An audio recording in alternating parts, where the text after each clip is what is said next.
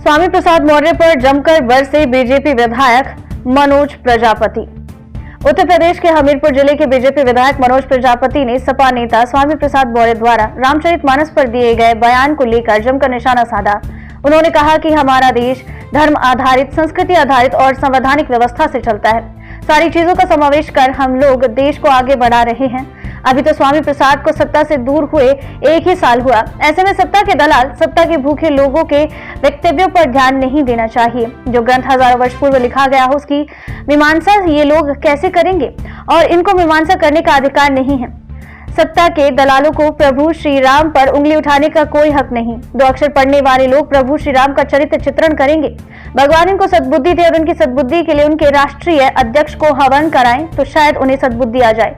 लालची और भ्रष्ट लोग देश का माहौल बिगाड़ने का काम कर रहे हैं। दरअसल बीजेपी विधायक जिला कार्यकारिणी की बैठक में शामिल होने पहुंचे थे, जहां पर उन्होंने पत्रकारों से बात करते हुए स्वामी प्रसाद मौर्य पर जमकर हमला बोला।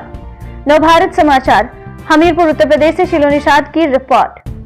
हमारा देश धर्म आधारित, संस्कृति आधारित, हमारे रिचुअल्स हैं, उनके आधार पर हमारा देश चलता है।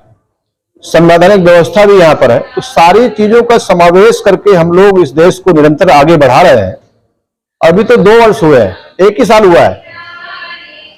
सत्ता से बाहर होने का समय उनका 1 ही साल है। तो ऐसे दलाल लोग, जो सत्ता के भूखे लोग हैं, उनके वक्तव्यों को मुझे तो आप लोगों से भी गुजारिश है कि बहुत ज्यादा ध्यान देने की आवश्यकता नहीं है। जो ग्रंथ आज से हजारों वर्ष पूर्व लिखा गया हो, उसकी मीमांसा ये लोग करेंगे। इनको मीमांसा करने का अधिकार नहीं है। अगर ऐसे ग्रंथों का जिन ग्रंथों के आधार पर तमाम सारी संवैधानिक संस्थाएं बन गई, तमाम संस्थाएं बन गई, तमाम विश्वविद्यालय बन गए, तमाम शोध ग्रंथ उसमें लिख दिए गए और उसमें कुछ निकल करके नहीं आया, तो 2 अक्षर पढ़ने वाले लोग भगवान राम के चरित्र का चित्रण करेंगे, ये मैं इस बात को कभी भी तर्कसंगत नहीं मानता हूं। भगवान उनको सद्बुद्धि दे और उनकी सद्बुद्धि के लिए उनके राष्ट्रीय अध्यक्ष कुछ यज्ञ वगैरह करे तो हो सकता है कि सद्बुद्धि आ जाए। ऐसे बयान देने के बाद जो देश का माहौल खराब हो रहा है, उस पर क्या संदेश देना चाहेंगे? तमाम सारे प्रोफेसर निकल गए उनके विश्वविद्यालय से, मैं बार बार कह रहा हूं। वो मनोज पांडे जी से पूछिए, उनके जो विधानसभा के अध्यक्ष रहे उनसे पूछिए, उनका रामायण के बारे में क्या कहना है, भगवान राम के चरित्र के बारे में क्या कहना है। हम छोटे से प्राणी राम के चरित्र को हम लोग उस पर प्रकाश डालेंगे, जिनके चरित्र के आधार पर भाई भाई का क्या संबंध होना चाहिए, भाई बहन का क्या संबंध होना चाहिए, पति पत्नी का क्या संबंध होना चाहिए, राजा का धर्म क्या होना चाहिए, ये सारी चीजें उसमें व्याख्यायित है।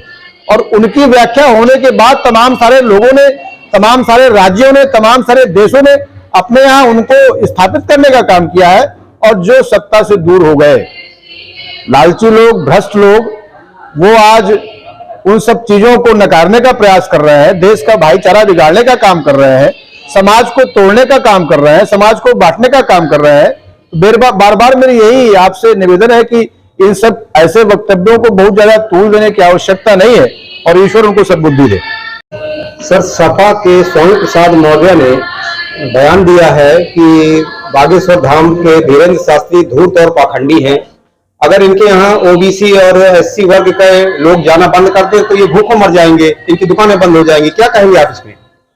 कि स्वामी प्रसाद मौर्य जी बड़े नेता हैं और समय समय पर अलग अलग विश्वविद्यालयों में पढ़ते रहे हैं और उन्हीं विश्वविद्यालयों के आधार पर उनको बयान देना पड़ता है। पद लोलुप, सत्ता लोलुप, कभी बसपा के साथ, कभी सपा के साथ, कभी भाजपा के साथ, कभी कांग्रेस के साथ। तो ऐसे लोग, जो लोग देश में माहौल खराब करना चाहते हैं, देश का सौहार्द बिगाड़ना चाहते हैं, देश के भाईचारा को तोड़ना चाहते हैं, तो मुझे लगता नहीं कि इनके बयानों को तवज्जो देने की आवश्यकता है।